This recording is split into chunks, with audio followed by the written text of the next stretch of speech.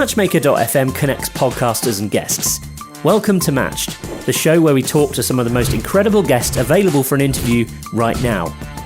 I'm your host, James Mulvany, founder of MatchMaker.fm, and this is Matched. Hey, and welcome to Match. Today I'm joined by Ben Ivey. How's it going, Ben? Very well. I'm excited to be here. Okay, so start off, just introduce yourself and sort of talk a bit about what you do. Sure, so I'm Ben. I previously, before all the lockdown, used to fly between China, LA and the UK, doing a lot of talks. I work with a lot of business owners who are overwhelmed and stressed, and I help them boost their business revenue, become more efficient in their business. And I do stuff in English. I also do stuff in Chinese as well. So it's a little bit different. So when we're having a conversation like this in English, trust me, it is much easier. I was going to ask you two icebreakers, so we'll do them the other way around. Oh, sure. Let's go for it. Okay, so first one, would you rather be able to run at 100 miles an hour or fly at 10 miles an hour? Oh, fly. It's not even, there's no competition there. I mean, you've got to be able to fly, surely. Okay. And secondly, if you could live anywhere in the world for a year, where would it be? To be honest, right now, I actually wouldn't mind going to just somewhere bloody hot, somewhere nice. And I've been down in San Diego. I think San Diego is amazing. But to be honest, I've been so lucky in that I've traveled quite extensively to different places with talking and speaking that I think everywhere is really nice, like Taiwan, China. I think they all have their bonus points. But right now, given the weather in England, I'd like to go somewhere. San Diego is amazing. You're right. And it's particularly miserable day today here as well, isn't it? It's really, it's just like the last 2 weeks has changed and it's just gone from like, okay, to like really quite sort of getting quite dark and nasty now, isn't it? Yeah, my wife has just moved from LA, and I think that she's slowly starting to feel a little bit depressed. I need to get some big lights in here. Maybe we'll get a palm tree. I don't know, something. Make it feel exotic to brighten her up a bit. And interestingly, so you've decided to spend this lockdown period back in the UK and not in LA or not in China. So I'm curious if you don't mind me asking, like, what was that? What's behind that decision? Sure. So most of the business that I was doing previously was out in China. So actually from a time difference perspective, it makes a lot of sense because I speak with a lot of entrepreneurs in their evening in China, and that would make it quite difficult in the US. The other thing is we'd always planned to have Evelyn move to the UK just because I've got a good business base here offline. Obviously, now it's all online. So you think maybe I should go back to LA. I don't know.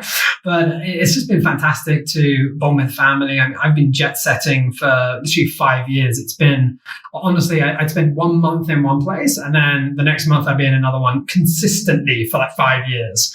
So how did you learn Chinese then? Have you just been able to speak it for a long time or? So actually, my Chinese is okay. Like I can get by. I did the TED talk in Chinese. It was the first time I've ever done a talk in Chinese, and I thought I'd do it on a TEDx stage. And James, I've got to say, halfway through, I actually went blank and completely forgot what I was saying. I managed to look at an audience member. I think I asked him a question in Chinese. He shrugged, and it was enough to remind me of what I was saying, and I carried on my speech, which is pretty fun.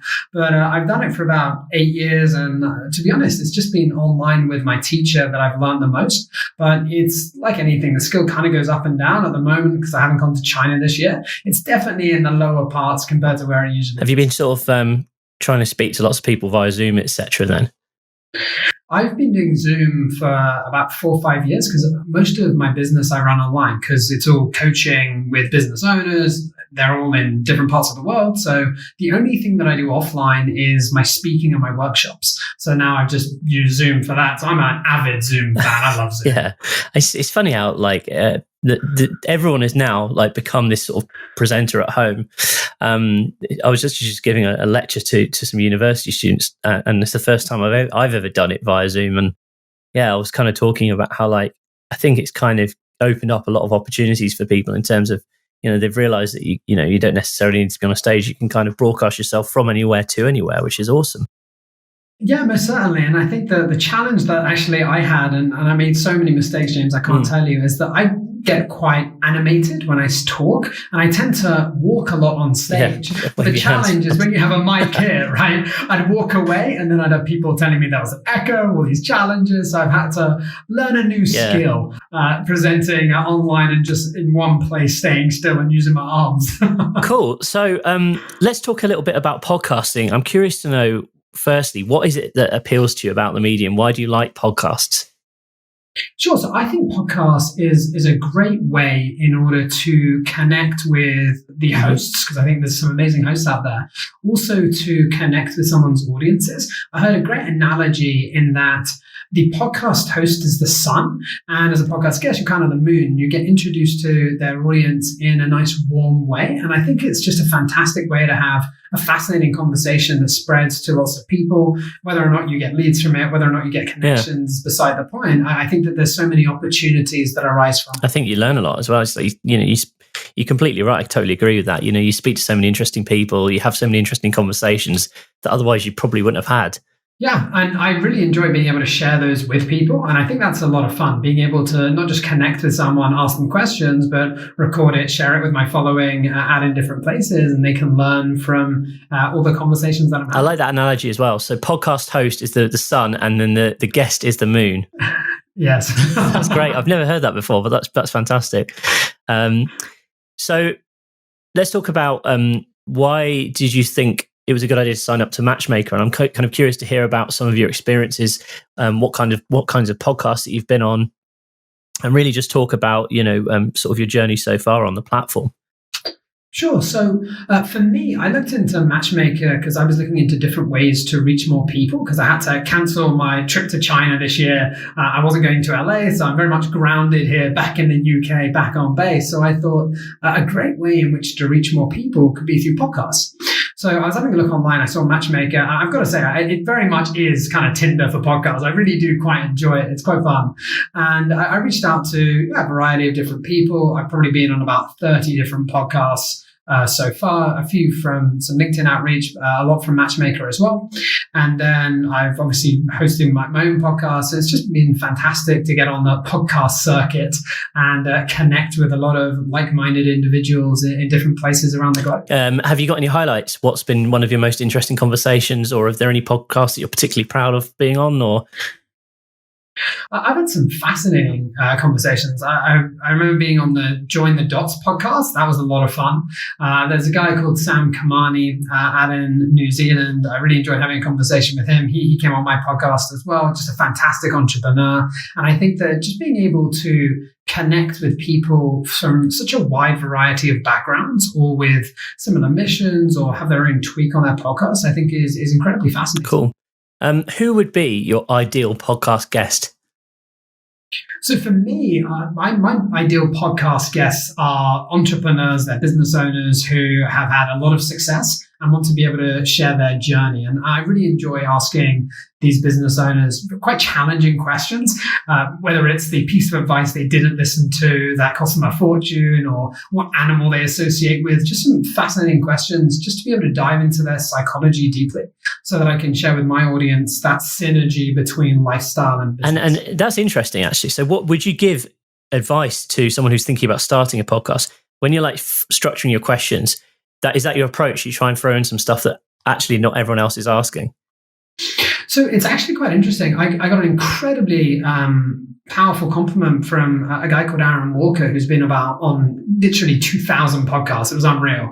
And he was saying that he really enjoyed how I did it, in that for me, I have some questions that I ask people, but I like to go with an organic conversation. To be honest, it's somewhat similar to what we're doing here, right? There's questions to ask, but we also go with organically what's coming up. And I think that it leads to such a nice conversation. And to be honest, I've been on some podcasts where it's literally just been this robotic act of asking me a question and then I reply, and I never know how long to go for, because I've been on podcasts for 2 hours all the way to 20 minutes. So it kind of varies on that host and person to person. So I think it's about really finding your own style and getting it to work and really enjoying what you're doing. Because if you're not enjoying it, people will tell. Yeah, absolutely. And I think it's really interesting you say there, about just letting, kind of flowing with your intuition, because there's too many people, I think, especially when they first get started in podcasting or they first appear as a guest and they kind of seize up.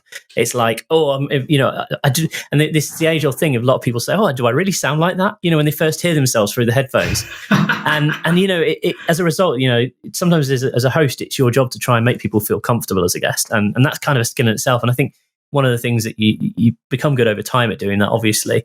But what would be your sort of top tips in terms of, if I'm sort of thinking, right, I want to start a podcast, what's your first piece of advice to someone who's currently in that situation? Get some good guests.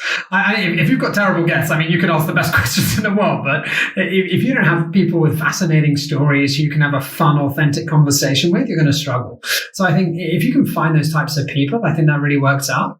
And the other thing is to be very aware of what your podcast is for. I think there's a lot of people that really don't know the purpose of their podcast, and that can lead to some challenges because people don't really know what you're doing. And I think really defining that, working out what is the purpose of this can really help people to find you, become more interested, and actually listen to those conversations that you have. Interesting. And if people want to find out more about you or want to listen to the podcast, how can they tune in? Well, sure. On MatchMaker, you can find me. I've got a profile there. So, you can get me at Ben Ivey. So Ben and then Ivey. I'm not a plant, so there's an E in there. And then my podcast is Entrepreneur Lifestyle with Ben Ivey as well. There is an easier way to get booked onto more podcasts as a guest. Join matchmaker.fm for free today and start making connections with podcasters who are looking for guests just like you.